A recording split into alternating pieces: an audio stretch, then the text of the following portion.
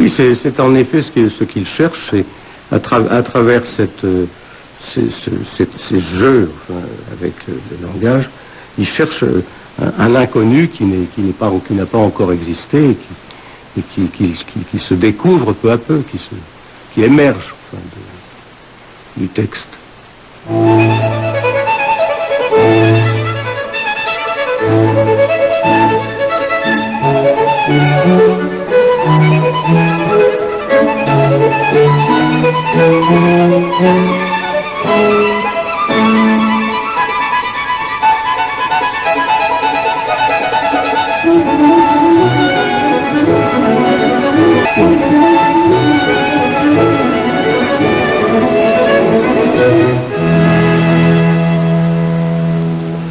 Il y a une déroute, enfin, là. Il ne veut pas accepter les chemins tracés et il multiplie les moyens d'éviter ce qui peut être linéaire ou qui peut être facile, usuel, avec une langue comme ça, tout à fait, une apparition d'une autre langue. Mais il y a aussi, à travers le livre, des quantités de passages qui sont des récits personnels, d'enfance, de l'école. Je voudrais dire autre chose. Il y a en lui une sorte de recherche, je dirais, utopique, d'une sorte de langue innocente, de langue qui serait parlée par un enfant, il le dit quelque part. Et cette langue innocente, il l'a trouvée aux antipodes de la vieille Europe, l'Europe aux anciens parapets, en intégrant la langue thaï dans sa vie, puisque je me souviens qu'il parlait avec enthousiasme de ses cours de thaï. Il faisait 6 à 8 heures de thaï par jour, et il a fini par connaître parfaitement la langue.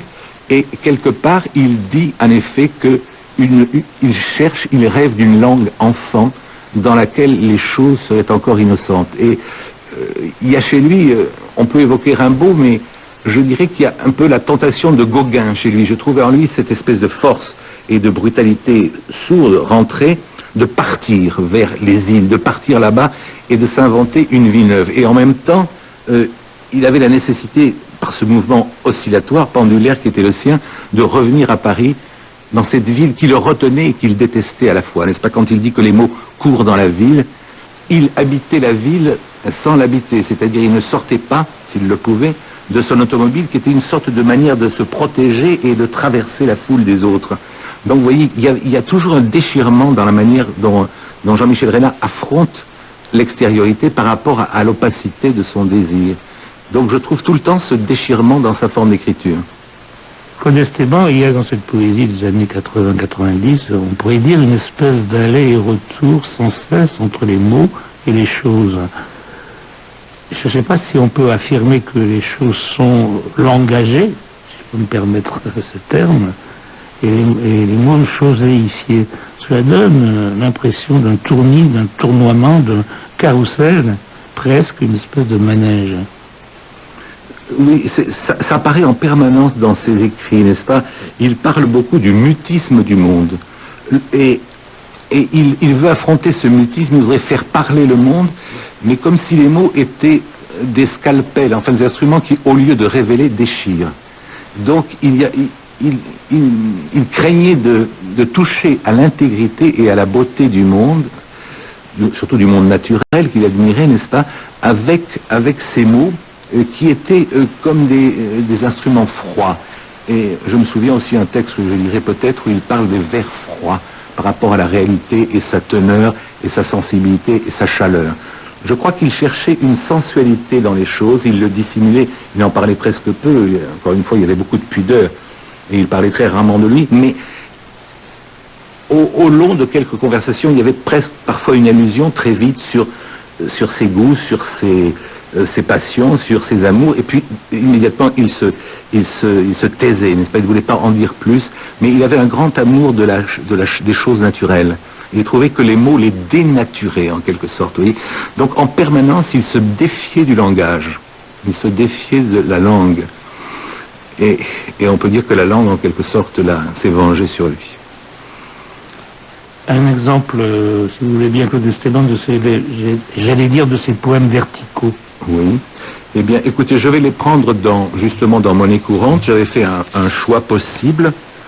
Je vous en lirai peut-être 2.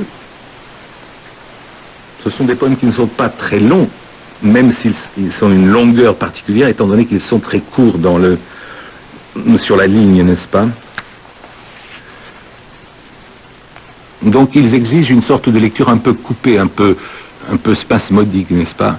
On précise, pas avant demain, les mots en retard, sans faute, la bouche rompue, l'épandage, la lampe du bleu, joyeux, la devanture, un bruit s'allonge, l'air, la parole blasée a pris du ventre, moment, la tête en terre, au biais du pont, combien de temps entre les lignes, de blanc cassé, de tours, la rue avance et je recule. Le ciel s'en prend aux mots défunts. Ils sont là comme un avion qu'on ne voit plus. Ils guettent, rongent les gares, la pelure des rêves grise avec du jaune.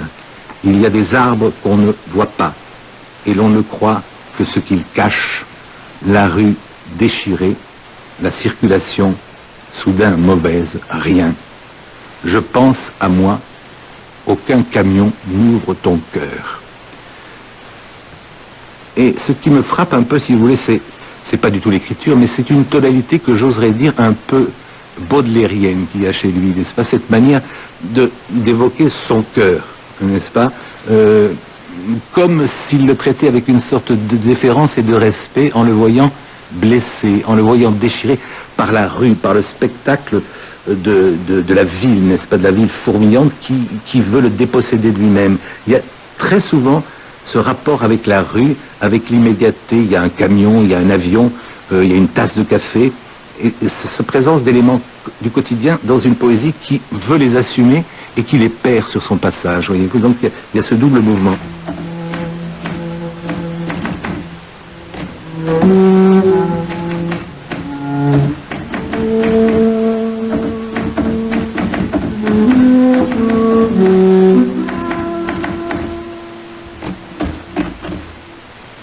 J'ai dans les mains, Claude Esteban, un livre qui a précédé de 2 ans celui que vous avez publié, oui.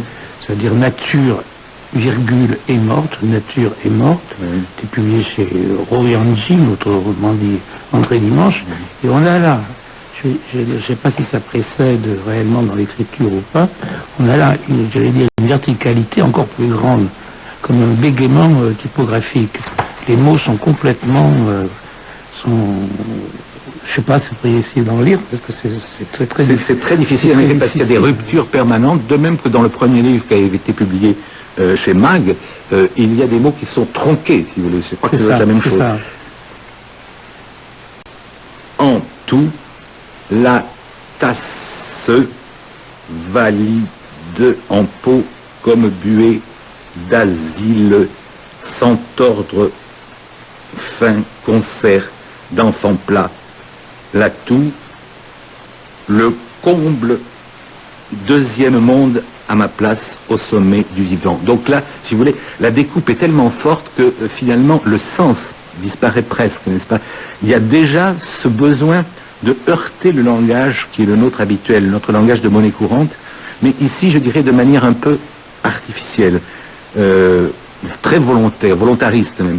Alors que dans L'eau des fleurs, il y a une composition, une sorte de partition musicale que nous avons du mal à déchiffrer, mais dont on sent qu'il y a une cohérence interne, à nous à la trouver. Et on retrouve en revanche, vous voyez les pages de L'eau des fleurs, ce sont des pages pleines, n'est-ce pas? Donc il a fait un retournement total pour essayer à nouveau de créer un discours qui fut le sien. Je verrai trois livres importants dans l'œuvre de Jean-Michel Reynard. Monnaie courante, Le détriment comme réflexion critique, et ensuite L'eau des fleurs. Et le détriment, il y a ce mélange de journal que vous avez pu remarquer, et en même temps des réflexions sur la poésie qui sont extrêmement riches. C'est une sorte de méditation sur l'acte poétique, si vous voulez. Je vous en lis quelques extraits, si vous le permettez. Et en particulier, ce passage qui me paraît en quelque sorte préfigurer l'entreprise qui va être la sienne dans l'eau des fleurs. Je crois que c'est un texte vraiment à méditer. Jean-Michel Reynard écrit « Le mur qui me retranche des autres, je l'ai construit de mots, les entassant phrase après phrase, jusqu'à dresser ce grand discours inviolable, car pour passer, je dois parler, écrire, parler encore, et c'est à chaque fois épaissir, hausser le mur, au lieu de l'entamer. » Vous voyez que le texte est extrêmement clair et définit en quelque sorte le propos qui va être le sien, c'est-à-dire créer un grand discours inviolable. C'est un grand moment de lucidité et de simplicité dans son œuvre. Ce qui est curieux, c'est en tout cas en ce qui me concerne, je voyais très souvent Jean-Michel Reynard, mais il me parlait de ce grand projet qu'il était en train d'écrire, en me disant souvent, je vais t'en montrer, t'en faire lire des passages, mais jamais il l'a fait. Et quand il en parlait, il parlait du livre de sa mère, pour le situer comme ça. Et ça veut dire que c'est quand même le centre de ce livre, bien que autour de ce trou noir, que je le vois comme ça, toute sa vie a influé, est revenu et a donné lieu à des développements infinis et très compliqués. Je vais lire quelques pages